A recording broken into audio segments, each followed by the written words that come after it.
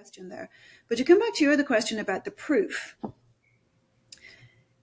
I think it's really important to understand that you cannot prove anything to anybody who does not want to have it proven to them.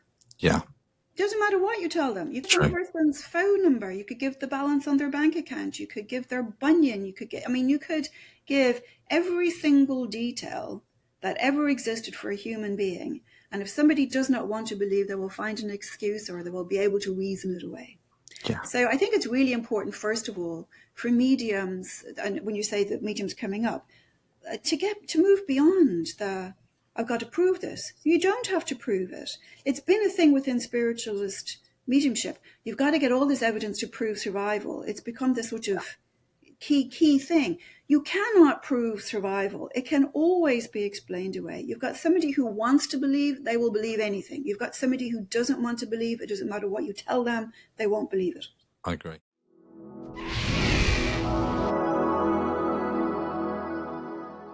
Hi everyone, welcome back to the channel.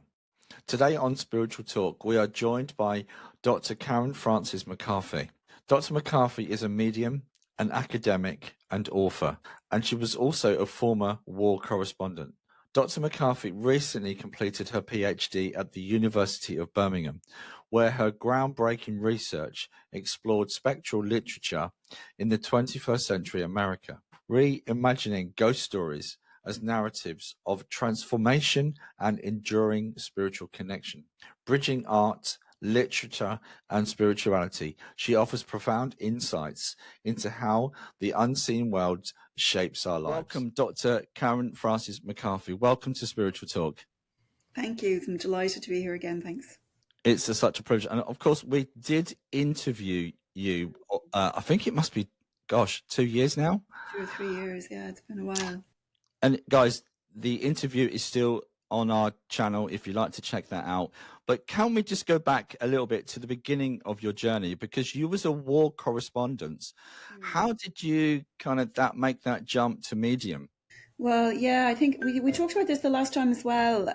It was sort of one of those sort of synchronicities, you know, if you say there's no accidents. I was a writer, journalist, was in Iraq. I came back from Iraq, and a few years after I got back, my partner died very suddenly. And I, you know, which happens, started getting the shaking bed, the electronic, all the rest of the lights turning on, all the rest of the things going on. And was sort of forced. I was actually writing my first book. I was just finishing up my first book at the time when this happened. It was on the part of the Anti-Sectarian Reconciliation Act with, you know, for Northern Ireland. And when I got the news that he had died. So I was actually in Virginia at the time writing in an attic, sort of sounds all very dramatic, but it was converted attic. It wasn't not as romantic or as gothic as it sounds.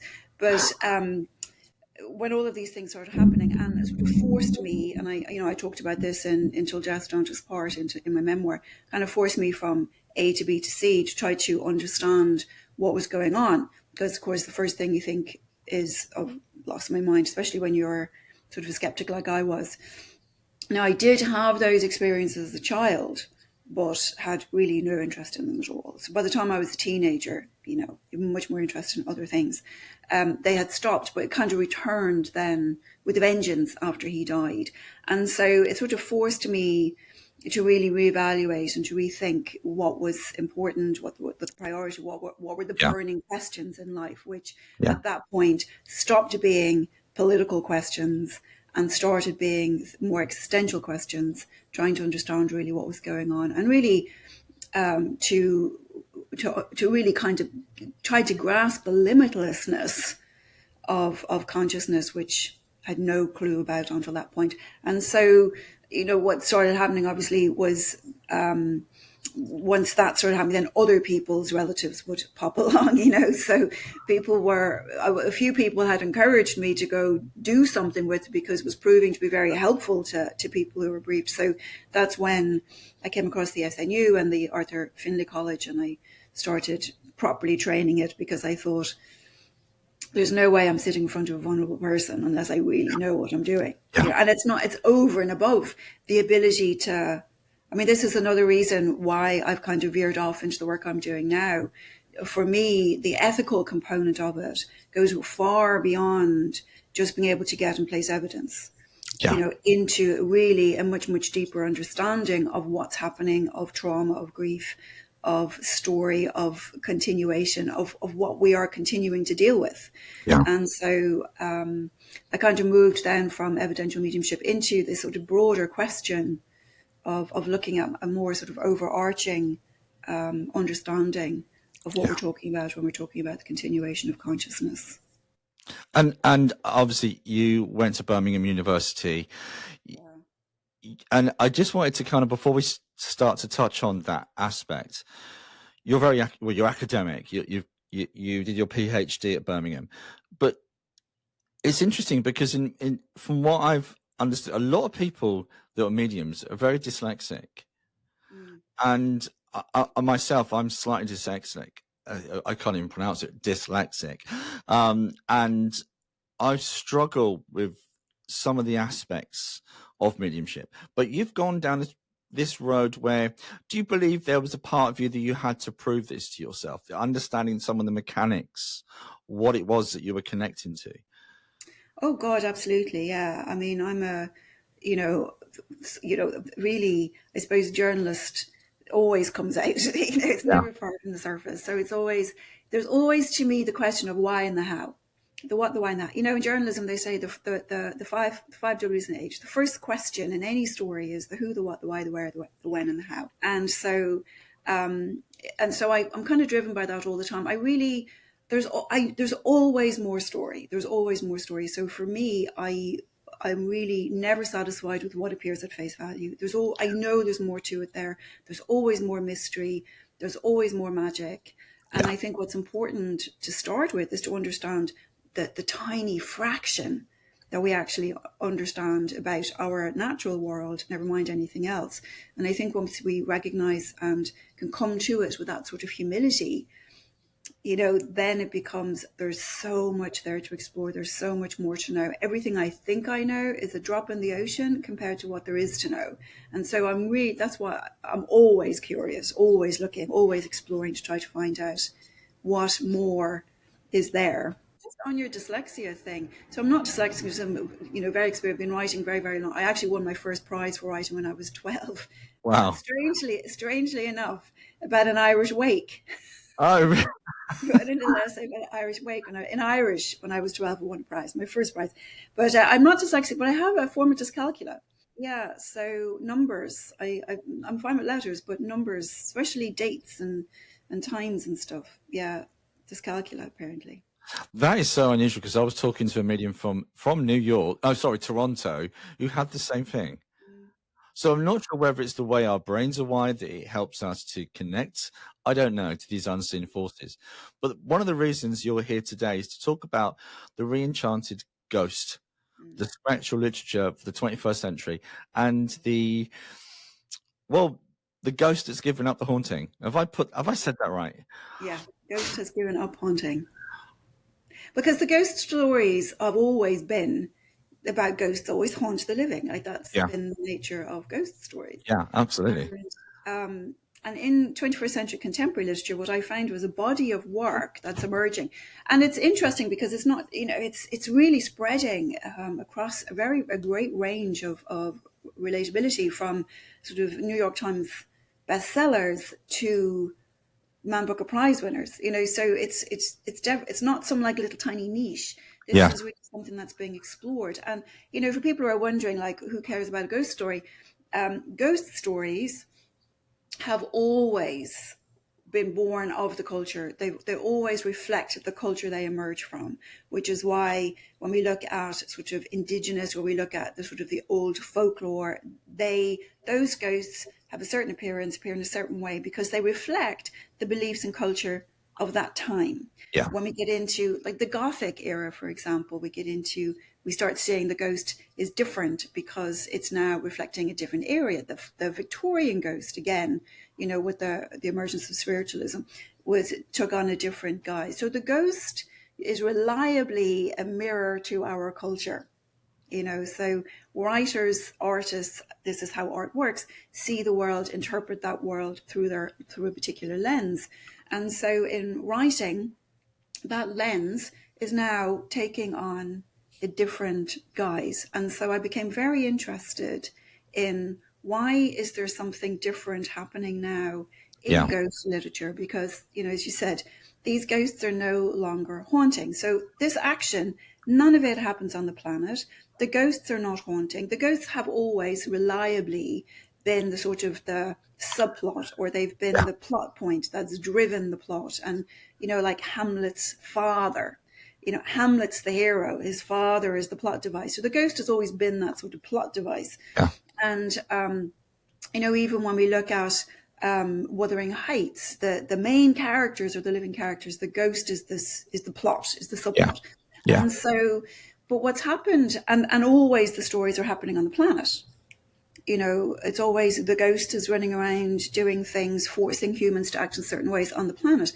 And what's happened, what I came across, which is why I decided to ask this question and do a doctorate to answer it, is these ghosts and these stories that I looked at in novels and in short stories are no longer haunting the living.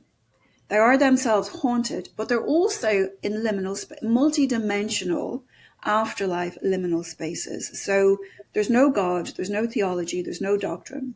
Right? So it's an interesting kind of phenomena that's emerged across this range of our literary culture, where the ghost is now arrived at the next plane and dealing with a whole bunch of stuff now in very interesting ways, obviously, because it's fiction. So it's very interesting, dealing with all of these issues, such as trauma and grief and attachment and uncertainty and regret and all of these things in these liminal spaces. But these spaces all imply there are more levels.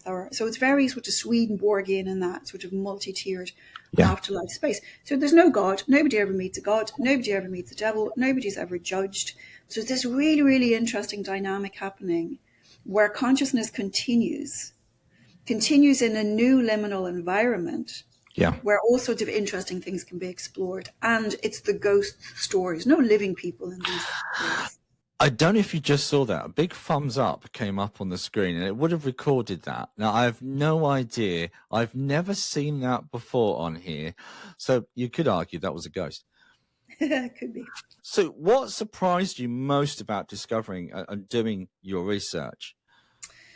Well, I was kind of interested in the fact that the question of the veracity of the ghost is not taken up at all. So, this issue of is the ghost real or not? Are you mad or not? All of these old traditional questions around the ghost are not taken up at all. They just don't exist in this literature. And so what I find very interesting is once you move beyond that question, because that's the stumbling block, as mediums, we know they exist. Trying to have a conversation with somebody who's on the fence, it's very hard to get the discussion beyond, is this real or not? And we get stopped at that question all the time, which prohibits any kind of really meaningful, innovative, inspiring conversation about if we just take that as the granted. Now what's going on? And so what I found interesting in this literature is that that question doesn't exist. It's just a given, and now we move on. And so in different ways, and we're talking about, I focus largely in my dissertation on American literature, which is where this phenomena, strangely enough, is happening the most. And so I took it up in, like Alice Sebold, The Lovely Bones, they made a movie out of that, But none of these writers are particularly religious, except for, George Saunders, for example, is this sort of quasi-Buddhist, Christian curated thing. So what I started noticing was they're really working within kind of a belief system and a culture that's become known as post-secularism, the period after the secular, where we've realized that the secular thesis has failed to give us a sense of meaning. And so when I started looking into what is prompting, what is inspiring, and even Stephen King has done short stories, Kevin Brockmeyer has done a, apocalyptic, eco-conscious ghost story. It's just really fascinating stuff has started to come out of this literature once we just move beyond this question of is it real? And that's been really fascinating for me. Is it really is opening up. Yeah, it's like a massive change in our perspective Yeah. on it. So where we go from here, did you find any kind of personal insights or insights into where we could be going in this respect? Well, it's fiction, and so it's really coming out of the imagination of the author. So, Absolutely. having said that, I did do a huge chapter on what changes in our kind of cultural framework could be prompting this, because we know it's a mirror. So I looked Yeah. at the countercultural movement, post-secularism, Eastern influences, the new physics, near-death experiences, consciousness theories, and sort of this melting pot of new Yeah. ways of looking at the world, Yeah. to see, has this melting pot sort of starting to produce these new ways of looking at culture and looking at the human condition and looking at consciousness. Yeah. I think for me, strangely enough, even though these authors are not mediums, they're not particularly religious, they're not particularly spiritual, except for like Saunders, is that it was almost sort of in a way, in an interesting, very fictional, sort of imaginative sort of way, very much a sort of a validation of what we know as mediums. Consciousness continues. There are liminal spaces that we continue to grow through, that we, whatever we experience in this life, in this incarnation, these traumas, these attachments, our uncertainties and uncertainties, all need to be, we need to grow and heal through Yeah. within our next thing. And we see this as mediums all the time. Yeah. You know, when we're in communication, a loved one will come back and we can see, especially, you know, for me, I don't like people coming to me too often, because I think it fosters a dependency. So, but people can come every 6 months. And so somebody will come the first 6 months, and 6 months later I'll see them again. And you can actually see subtle changes in their loved one over time. So Yeah. we do know that as mediums. And so to sort of see these issues being taken up in fiction, that's got Yeah. nothing to do with mediumship, and got nothing to do with spirituality or religion. This is not theology, this is literature. That was really interesting finding for me.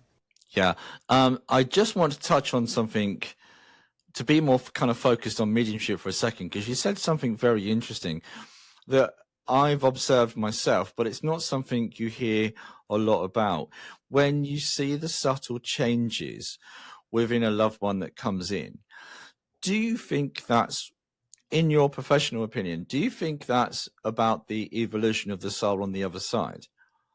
Do you think it's that, is there a process of, I mean, there's many questions that can come from this, and I know lots of people have their own experiences, but when I see those subtle differences with people that have come back, say over a 2 or 3 year period, and like yourself, I don't like to do more than every 6 months, because I think like you said, it kind of encourages a dependency. But is that kind of aspect about the soul and who we are? I know I've kind of gone off on a little bit of a tangent, but I'm really interested in what you said there, because it's something that I've been observing myself. I'm not sure that I fully understand it. Now, there's a great book about a doctor from the UK, actually not too far away from where I live here in Dis. It was in the 60s, I believe, and he was visiting an old-fashioned, well, I say old-fashioned, an old medium that would go into trance and bring their loved one through and speak through them. And this doctor had lost his daughter, and she was 15. And in his observations over a period of a few years, he'd noticed that the daughter was different. Now, the information that came through from the daughter said to her father, I am your daughter, but I've also had many lives. I'm not just your daughter. I'm not sure too many people would accept that in a one-to-one session. They want to connect with your father. But have you had your own experiences and understanding around that concept? Well, I certainly, and it's not a million miles from the research, because this is what happens in all of the literature as well. But Yeah. I have noticed definitely a change, you know, in people as they go.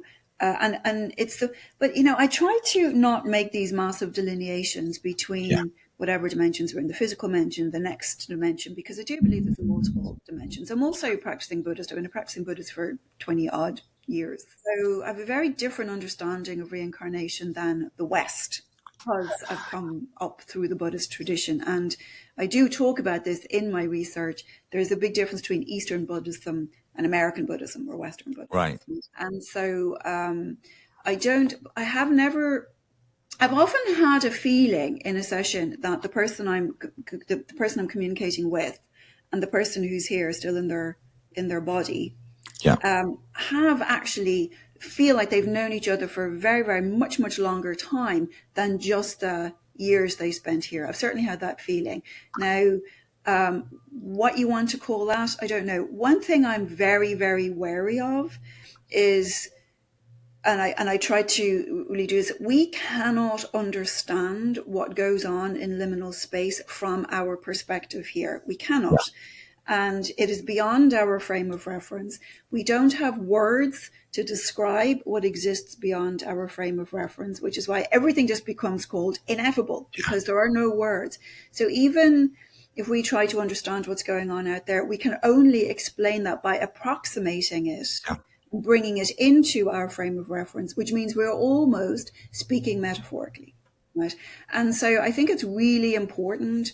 And for me, it's really important to just be okay with saying we don't know anything about that. All we can tell about that is what we can understand from within our own frame of reference, what we can only understand from our perception. You know, it's like you have somebody from some foreign planet come to the Earth and describe the Earth. Well, it's going to be very, very different if they live in the Arctic or the Sahara, you know, so we have to be, I think, have the humility to recognize that we cannot possibly understand what's beyond our frame of reference. And I'm sure you've had this experience as well. In dreams, I've had dreams where I've seen a color that I knew what the color was in the dream, but could not describe it to you now. And so, and I feel like this is the way it is. So I've seen people, you know, write accounts of out-of-body experiences and say, oh, this is what the afterlife looks like. Well, how much of that was projection of your expectation and perception of reference? So I think we need to, I think it's important that we be open to accepting the fact that we really don't know. And I'm really a huge advocate of the fact that there is no such thing as an objective truth, at least not one that we in our limited intelligence and understanding can grasp. I mean, the only possibly objective truth that would be God. And so how many of us can describe that? So there is no such thing as an objective truth. So anytime anyone says to me, oh, this is how it is in your perception. This is how it is in my perception. And I think we have to be willing to accept that, because once we get into absolutes, as I'm sure you know, particularly with, I've had people come to me who've had terrible experiences with mediums, because, and I always say to them, anybody who tries to tell you categorically, this is the way something is, run. Yes. Because they don't have the awareness to realize that what that is a projection of their own perceptions and experiences. And so we have to, so I only ever, when I'm speaking, I try to really frame everything with, in my experience, this is become my understanding. I'm very careful not to try to make these categorical absolutes, because they don't, we are not capable of approaching them. And the philosophers have been talking about this for millennia, centuries, you know. But back to your question, I have noticed in my experience that over time, I've seen sort of personality changes in people, and it really seems to be just the normal growth. I mean, you meet me at 20 and me now, very different people. You know, and it feels to me that continues. And I really would like to normalize that continuity of consciousness as much as possible, instead of like we're here and then we become this and we become, you know, it is quite probable we are multidimensional beings. But cycling through planet Earth, life after life after life, that doesn't add up. I mean, there's clearly been studies on this. Ian Stevenson did very, very dry and very thorough investigation of this. But with the size of the universe and with all of the dimensions, I mean, even in string theory, there's 10 or 11 dimensions. Why are we still cycling around here? Although I do believe the string theory has been pretty much squashed. Now, sorry guys, shoot me if I'm wrong, but I've heard from physics circles that it was a really strong idea, and I think it originated from the Hawking's from his university. The gentleman that created the string theory was under Hawking's, I believe, but it was massively taken up in America. But then if I'm right in saying, I believe it's been kind of questioned and squashed at this moment in time, that there's more. Now, I'm with you. The vastness of the universe, it does suggest that there's multi-dimensional aspects to it. But and again, I totally agree with you that I always say that I am limited by the constructs I have in my mind. You know, it was interesting. You did a talk on Edgar Cayce recently. Yeah. And he was a very interesting man and an amazing man, some of the work that he did. But am I right in saying he did the first Akashic Records readings? Yeah, I mean, he was very, very big into the sort of the Akashic Records. But, you know, the thing about Cayce's work spans a lot. Cayce talked about Atlantis. He talked about his own previous incarnations in Egypt. I mean, he talked about an awful lot of stuff. When I'm working with Cayce, I really do work with Cayce's healing. Interesting. Because that I can see, for me, a huge benefit in that. And I've never, I'm not saying yes or no, or I agree or I don't agree, but I've never really resonated with those other aspects of his work. And I'm not discounting it or anything. It's just that I really try to not take up the idea of reincarnation, just because it's so speculative. It is. Yeah. It is. Although, and I see mediums that give past lives. Now, I had my own experience where, the only thing I can refer to as a kind of a blueprint, or not blueprint, as a foundation, is if you have subtle things that could suggest there was a time. For instance, you feel compelled, like I love northern France. I've been there. I love, it's not just a wine, ladies and gentlemen. It is, because it's a beautiful place, but I do feel like I'm home. I've been here before. Now that to me is a memory, potentially is a feeling, you know. When I was 16, all I wanted to do was, when I was 12, all I wanted to do was join the British Navy. I was crazy I want to join the British Navy. I had every picture of every ship on my wall in my bedroom. I got to 16, completely went. And I found out later in life, I did a regression course, and apparently I'd had a life from the British Navy. So is that a memory? So when you have potentially memories like that, possibly, but you can never be validated, can it? No, but the other thing also, and I'm not saying this is neither here nor there, but I'm just throwing this out as a topic, is when we are working as mediums, we share the memories of those loved ones with great detail and great presence, you know, and where you can actually feel yourself the experience of the memory, whatever it may be. But they're not my memories. They're memories somebody else's consciousness is another part of the stream of consciousness sharing that memory with me, but it's not my memory, it's their memory, you know. So again, it comes back to, it's all very nice to ponder, reflect and contemplate, but I think where it becomes, it kind of cross the line a little bit is when we start going, oh, this is, and like you've said, you know, the Navy is potentially a memory, which is true, it's potentially a memory, but I think we have to be careful about what we start trying to say is an absolute truth. Absolutely. 100%. 100%.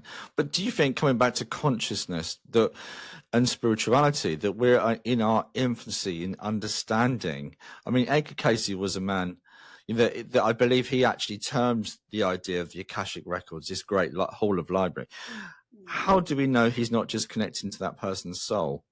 Yeah, we've no idea. So in this, we are in our infancy in understanding. But do you think, and it reflects within the literature that we're talking about today, that as a consciousness, we're becoming so much more aware?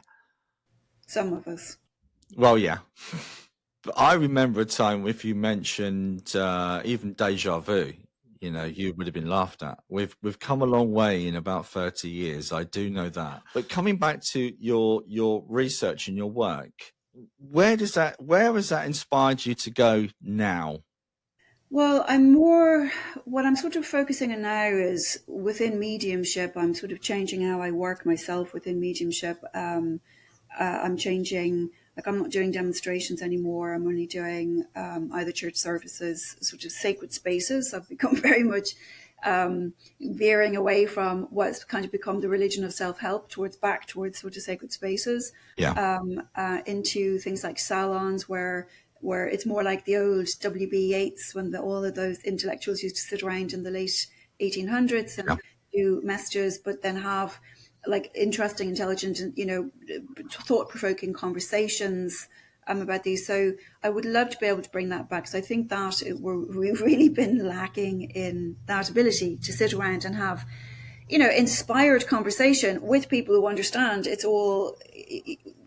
understand what we're talking about. The things that we've been talking about here about truths and absolutism and what's possible of our understanding, but just people sharing these things like they used to do. yeah. I think would be really interesting. Also, in my own mediumship and in my own teaching now, I don't teach beginners mediumship anymore. I just teach advanced. So I teach advanced mediumship. It's all very, very much focused on embodiment and story.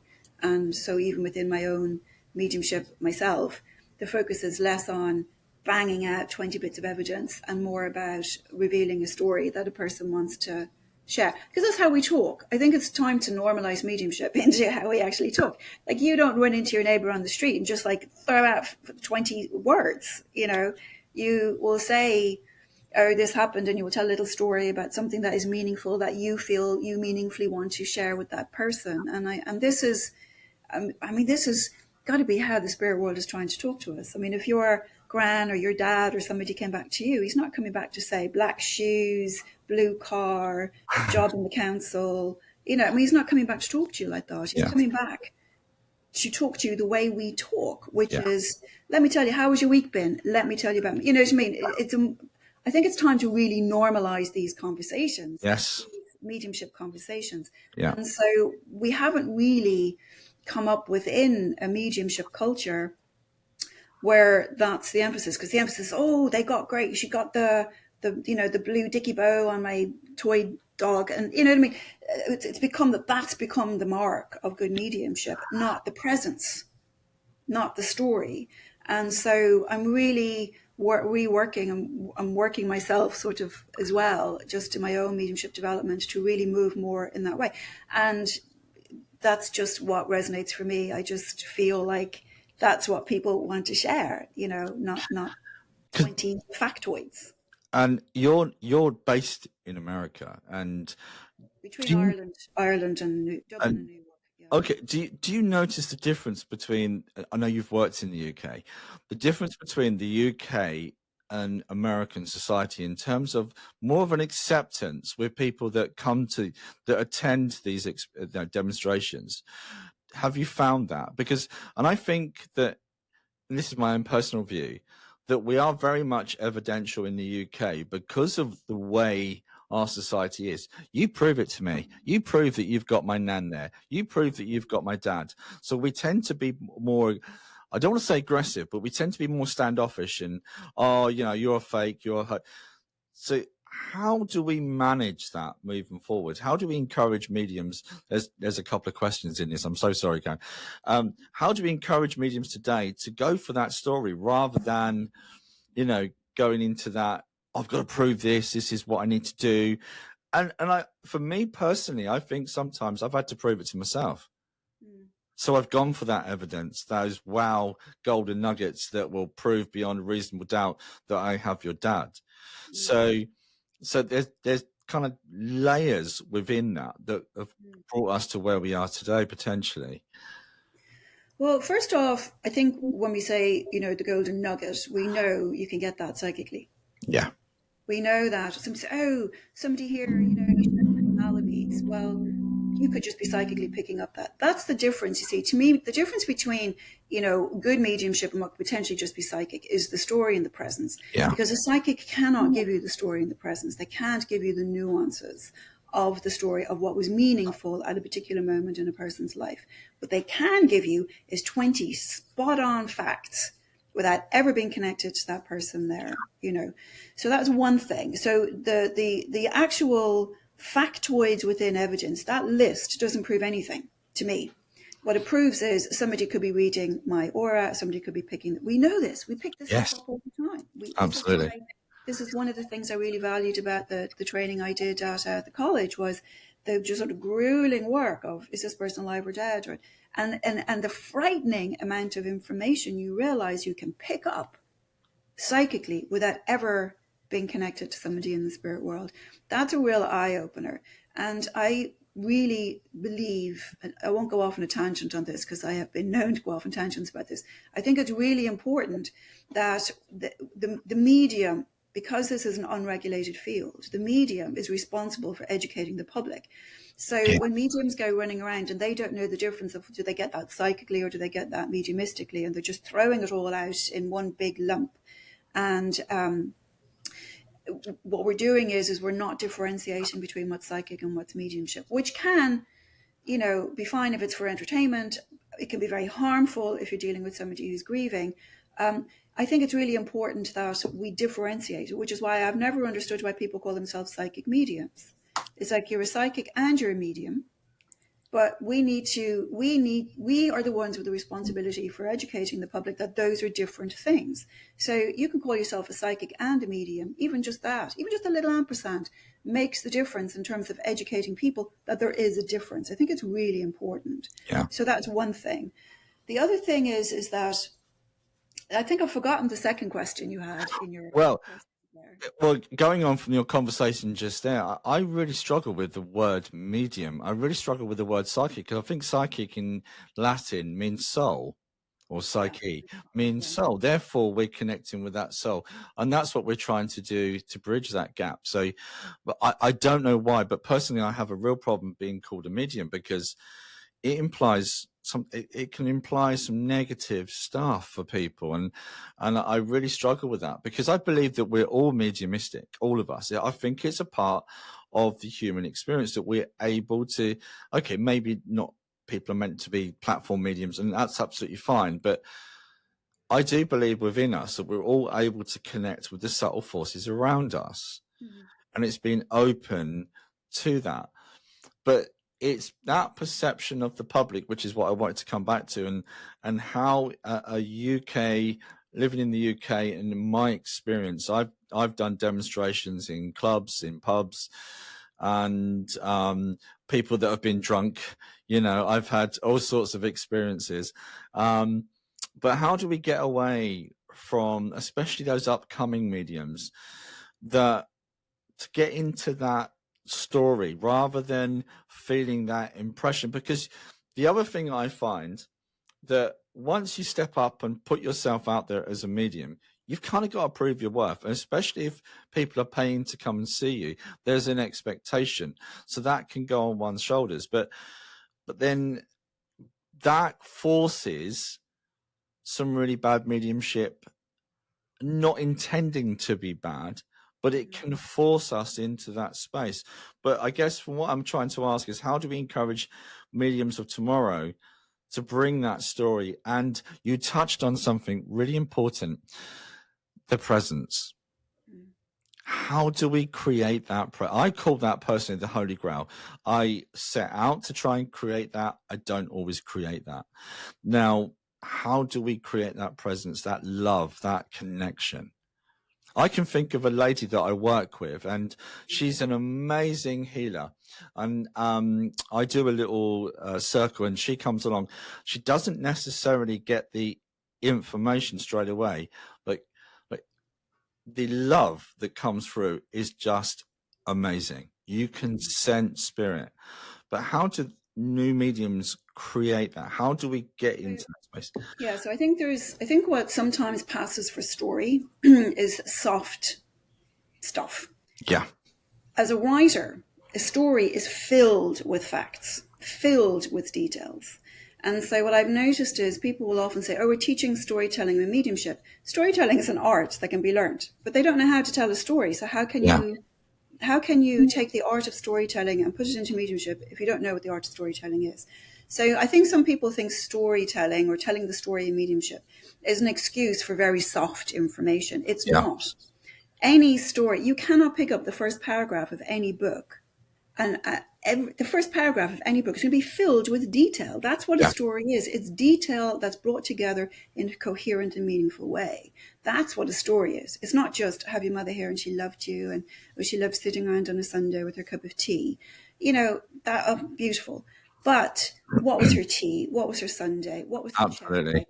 What did she really? What were the actual real moments of presence in just the experience of her sitting around having her cup of tea? Do you know what I mean? So much more than I've got your mother here. She had her slippers. She drank her tea. She liked the fire. No, if you were to write that as a poem, write that as a poem. Write the beauty of the language and the presence and the connection that you would in a poem, taking those three little facts, put them into a poem. That's a story. Yeah. What you came up with in that poem is the story, because what you've got is not just the three facts: the tea, the fire, and the mother. Seamus Heaney has a beautiful poem on this about peeling potatoes with his mother. I'm teaching a course at the Arthur Conan Doyle Centre next year in creative writing, and there's one of the poems in it. And it's a classic example of how you can take what would be in mediumship, in fact, you've got your mother here, she's peeling potatoes, into this absolute, just powerful sense of presence around that in the poem. And I would say, if you can take those facts and create the presence and the beauty of a poem, that's where you have a story. That's where the story is. So that's the one thing. So I just want to differentiate. Story is not just, oh, I've got somebody here and she loves you and she does it. That's not the story. If you put down the first paragraph of a book, I guarantee you, no publisher will publish it. Yeah. You've got to understand first, what is a story? What is a story? What is a poem? We need to understand that first. To bring that into our mediumship, we need to be able to live, breathe, and be the storyteller ourselves. And this is when I'm teaching the storytelling medium. We spend half the time. I want you to pay attention to the exchange you just had with your next door neighbor when you were taking out the trash. Yeah. Where were the nuances? Where was the interaction? Where was the character development in that tiny little moment? When you start thinking and being and living this, see, the thing about Ireland is a nation of storytellers. I mean, we have a phrase in Ireland, most places say, hi, how's it going? How are you feeling? In Ireland, they say, hi, what's the story? We are a nation of storytellers. It comes very, very natural to Irish people to tell stories. That's what we do. We're great. We're known for it. We're known for being chatterboxes. And so I think if you learn to live your life as a storyteller, it lays those pathways that naturally just emerge in your mediumship. It's not something you learn in your mediumship. It's something you learn in your life that then becomes part of your mediumship. It's like the old Albert Beth story, Albert Beth, I think he was an Irish medium. He used to always get people's addresses. Every time you get the street address was a bit of evidence. Why? Because he was a postman. His mind, the neural pathways in his mind were already laid for him. So if we can lay the pathways for storytelling in our lives, it will naturally flow into our mediumship, and it will take your mediumship from being was that psychic or was that mediumship, to the entire level of presence. And the other thing I use a lot, draw on a lot from my mediumship, is my Buddhist practice. It's all about presence and whatnot. And so I think that's really important in elevating the mediumship to answer your question there. But to come back to your other question about the proof, I think it's really important to understand that you cannot prove anything to anybody who does not want to have it proven to them. Yeah. It doesn't matter what you tell them. You could give them a person's phone number. You could give the balance on their bank account. You could give their bunion. You could give every single detail that ever existed for a human being. And if somebody does not want to believe, they will find an excuse or they will be able to reason it away. Yeah. So I think it's really important, first of all, for mediums, and when you say that mediums coming up, to move beyond I've got to prove this. You don't have to prove it. It's been a thing within spiritualist mediumship. You've got to get all this evidence to prove survival. It's become this sort of key thing. You cannot prove survival. It can always be explained away. You've got somebody who wants to believe, they will believe anything. You've got somebody who doesn't want to believe, it doesn't matter what you tell them, they won't believe it. I agree. Well, you need to look, I think, to your own mediumship and to our responsibility to this person. Yes. To the spirit person, not to trying to prove something to this person. Because what happens then is all the time, that's where your focus is. It's there. You're getting pulled in here instead of here. And when you're getting pulled in there, you're not listening to the story that's being shared here. So I don't care. I mean, to me, and I don't, and I'm sorry for your listeners, if somebody comes, I mean, I've had people come like this, yeah, prove it. Yeah. I'm like, no, you paid your money. That's up to you. I'm going to tell you everything your wife, your mother, whoever is telling me. I'm going to tell you absolutely everything I receive. What you do with that is up to you. Yeah. Because that's my job. This is not my job. That's my job. Yeah. And so I don't bother with it. I just try to give authentic voice to what I'm receiving. Let them do with it what they will. But that comes with experience. And a lot of people, because mediumship is, we are making ourselves quite vulnerable in the first place. So again, it's getting beyond that vulnerability and trusting your connection and staying with that. For a lot of people, when they're, and one of the things I'm always getting asked, how do you attune to the spirit? I don't seem to get much. And in the early days, it can seem hit and miss, but what is attunement to me may be different for you. But that's a very personal thing, isn't it? It really is. But it's the early days is always difficult. Sometimes I've known mediums that have just started, have some wonderful evidence and connection. But there was something else that you touched on, if you don't mind me talking about this as well. You talked about not doing demonstrations anymore and doing it more in a sacred space. It's something that I've noticed, that my mediumship is better in a church or a spiritual center than it is in a public demonstration. Is it because of the power of prayer? Is it that presence? Is it because everyone is of a like mind?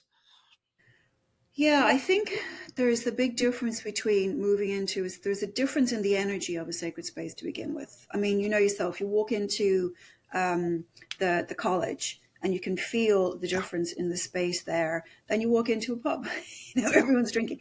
And so we know in Ireland, these are called thin places. They're places where over the years, prayer, devotion, sacredness that energy has been poured into this space, and you can feel it when you walk into the space. And we call them, I've given talks on this, the thin places, of where, like, down, the little beehive huts down off the coast of Kerry where they shot Star Wars, Luke Skywalker's. Those beehive huts where the monks prayed for centuries, just prayed. You walk into those places, you can feel it. There are these thin places where they say they're thin because the veil between the worlds is thin. And it comes from that devotion. You walk into a convent, you walk into a church, you can feel the sacredness. It creates something different, a different energy in the space, like the sanctuary. You walk in, you can feel at the college, you walk in, you can feel it. So I think the energy is already there for you when you walk into a place like that. I do think sometimes people come into church services because they're new and they want to see if there's any merit in this. So it's not, I think the majority of people that will come to a church service are disposed to this, and they are coming for the healing, for the inspirational speaking. They're not just coming for messages. A demonstration, people just coming for messages. You can get any kind of characters wandering in the door there for that, That's true. And so I just don't find, and I've had these discussions. People say, "Oh well, if it's all very well to be just doing it in a church, but it's when we do it in these open demonstrations that the word of mediumship gets out." And I'm sure there's merit to that, and I'm sure there's people who love to do that. I'm not one of them. Yeah. Before we go too much further, you are doing courses on storytelling with, and what have you got? I know you mentioned at the Arthur Conan Doyle Center. Do you do anything yourself online? Yeah. So, what I'm teaching next, the 5th of February, I think we're starting at the Arthur Conan Doyle Center. We're doing 8 weeks of writing through grief, spiritual growth, and we're sort of looking at poetry, and we're looking at person. And that's where I love these courses, because they really tap into the inspiration and the pain and give it expression and beauty. Yeah. So I do love that. But I do teach, and I have a course coming out. I don't know when it is. I think it might be March. It's on my website. The mediumship and the art of storytelling. It's all about storytelling techniques with the art of storytelling. It's not for beginners. Yeah. But really learning the art of storytelling. There's a lot. It's not just showing up for 1 week on a Tuesday or Wednesday, whatever. There's a lot of work you've got to do during the week on this as well, because we're really trying to build these pathways. Yeah. So we have that coming up. And then I'm teaching another one, I think after that, on the Zen path of mediumship, which is really about Zen presence, mindfulness, connection, awareness, all of these things, bringing a lot of the precepts of Zen into mediumship, really focusing on embodiment and presence, so that we can really we've done storytelling, now we're really going to be working on character. When's that one coming up? I don't know. I'd have to look. They're coming up between now and June anyway. Well, if you send me the dates, guys. Yeah, I'll also put them in the description. If you send me the dates, so guys, you can look at the interview at the bottom. There'll be dates and how you can connect to Karen, and that'll be fantastic. The Art of Storytelling, it starts March 18th, and the Zen starts June 17th. That's fantastic. There's one more question I like to ask. What is it we're not talking about within mediumship, within spirituality, that we really should be? Oh, that's a really good question. I think that, spirituality and mediumship are two different things. Yeah, absolutely. But I do think that it would be, I think what's really important, and one of the really, really valuable things about mediumship is that it kind of can really almost eradicate the fear of death. And some people completely, I'm not in the least bit afraid. I don't want to, I just hope it's not painful, but the idea of being dead removes that. Yeah. There's been some really interesting work done by Ernest Becker, and there was a documentary made about this as well, on what happens when you instill a fear of death in people and the violence that erupts from it. And I do think that, unfortunately, we've still got this very, very strong animal nature while we're incarnate here, that has a very, very strong survival instinct. And you threaten that, and anger and violence erupts. And I think that if we were able to move into a more of a sort of a non-theological understanding of spirituality. And when I mean non-theological, I mean where we don't live according to whether or not we're going to be rewarded or damned in the afterlife. We take away those, which is a lot of what I talk about in my research. We take away those concepts, and we understand more that this is a continuity, that what we don't heal, what we don't learn, we actually have, by our own choice, are put in a position to develop and heal from that as we go forward. Then I think it takes away this survival instinct that drives so much violence. Absolutely. On the planet. Yeah. And the destruction of the planet is really coming around from, ironically, survival instinct, which we're killing ourselves because of our survival instinct. So I think what we have as mediums, if I can just contextualize spirituality in that form, is because lots of forms of spirituality, is that we take away the judgmental God, and we assign personal responsibility and choice and continuity and continuation. Then we don't live under the shadow of death. Yeah. And I think that would be an absolutely marvelous thing. And this is why, and I was saying this earlier, this is why I think it's so important to start trying to normalize mediumship as just a continuation, not as I know it's a different state, but if we can start thinking about it as a continued state rather than this radical, sharp shift from here to there, then I think we can start sort of being okay with the fact that our loved ones have gone, because we know they're still present. We're okay with us going. I'm really excited about the idea of God, like all the things we can't understand, going to understand, And so, but I think that would be a really, really important thing, to take away this idea of death and non-existence and ego and judgment. If we could bring that into our spirituality, into that sort of compassion and empathy and inclusion and continuity, what a different sort of place this would be. Absolutely. I read somewhere that the fear of death was the basis of all human fear. Oh, absolutely. Yeah. Mortality. Absolutely. Yeah, and it goes on from there. Can I ask you one more question? Because of such a unique approach, you're a practicing Buddhist, and you're a medium, and you're an academic. You've come from so many different ways.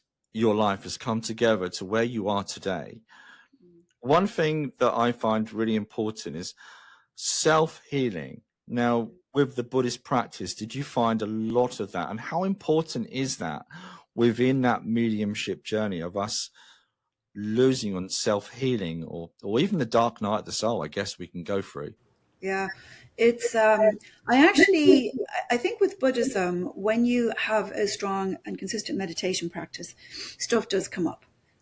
One of my favorite practices is the Shenpa practice that Buddhist nun Pema Chodron teaches. It's about sitting with those difficult feelings and not running away from them. Because when we have a difficult feeling, what we tend to do with it, because we don't want to feel it, we either dump it on somebody, we lash out at somebody, we do these things because we don't want to sit with that discomfort. Yeah. And what the Buddhist nun Pema Chodron teaches in her Shenpa teachings is to be able to sit with those difficult feelings and from the experience of sitting with them, realize they're just feelings, and it's a very, very, very powerful. I mean, I've sat with one feeling for 4 days sometimes. Wow. So it's a very powerful practice. But I think that mediumship kind of forces a lot of stuff to come up, and I think that's really, really important to pay attention to that. This is why, when I teach Edgar Casey, I focus on the healing. Yeah. That aspect, I think it's very powerful. His healing. I'm actually I've started a course on that starting tonight, actually. So it'll be over by the time your listeners listen to this. But I talk about this because we know that mediumship throws up all this stuff to be healed, and it's critically important with mediumship because it's not just us. We're sitting in front of somebody else. And it is very important that we don't that we're not triggered by because nobody comes to sit in front of a medium because all is right in their world. Everybody sits in front of us because they're in their life is a mess. They're grieving, they're hurt, they're angry, and we think sometimes, oh, I'm going to come across this vulnerable person who's going to be all upset and grieving. I'm going to comfort them. Sometimes people are angry in their grief and they will take that anger out on you, and you need to be able to be there and not be triggered, which is an incredibly difficult thing to do in mediumship. When you already open and put yourself into a vulnerable position to be able to connect. And so it is, I don't think people understand how difficult that can be. And you really need to have done a lot of self-healing to try to minimize your own triggers and your own reactivity to that. Yeah, thank you. I could talk about this all night. The only thing, so I'm so sorry, but there was, when you said about sitting with that emotion, and within that process, do you literally have to, do you get any kind of conclusion? Is it something that dissipates? Do you just sit with the emotion, or does it, is there a process with the mind? Sorry to be nosy. I've never done a Buddhist practice, so I'd love to understand some of the concept. From my experience, I've been shown things that I was taken back to my childhood with one particular experience. As an adult, it's completely ridiculous, but as a child, I was quite hurt. So I just saw it for what it was, if that makes sense, with my adult mind, and it seemed to just lift. But from your perspective, when you sit with that emotion, can I just, I'm sorry to be so, it's quite personal. How did it clear? How did it heal? It's very difficult to explain, like all things Buddhist. The thing about it is you need to just sit with it and be present with the discomfort and allow that be. So it's very hard to sort of teach, and Pema Chodron is a marvelous master at teaching this, because what you don't want to do is set a goal or set a path or set somewhere you've got to end up with this, because the minute you do that, you're not present with it. You're thinking, I've got to get somewhere with it. You need to allow it lead you, and it will in very different ways for very different people, for very different, one day can be completely different from the next. But the thing about Buddhism is just sit and be present, because the minute we start going, what's this supposed to, I mean, this people the practice drives them crazy, because like, what do you mean I've just got to sit with it? What am I supposed to do with it? Yes. You're supposed to not do anything. You're supposed to be. That's very Buddhist, very antithetical to our Western understanding of, I'm supposed to be accomplishing something. All you have to do is be present and feel the discomfort and let that be what it is today. Let it be what it's going to be tomorrow. And because if I start saying, oh, well, this is what happens at the end, now all of a sudden everybody's thinking, oh, well, this is where I've got to be on Friday. Whereas the focus needs to be just on experiencing the discomfort today. Yeah. Yeah. And just do it. So the only thing you can do is just do it. Just be with it and let it be what it's going to be. Because the minute I start trying to put a framework on it, it's defeating the purpose. Dr. Karen Frances McCarthy, we can't thank you enough for what has been quite a personal interview and insights into your work, your research, and your life as a medium. Thank you so much for being a guest here today on Spiritual Talk. No, beautiful. Thank you, Paul, for having me back as well. And guys, we'll see you very soon. Thanks for watching. And don't forget to subscribe. Thanks, guys. Bye for now.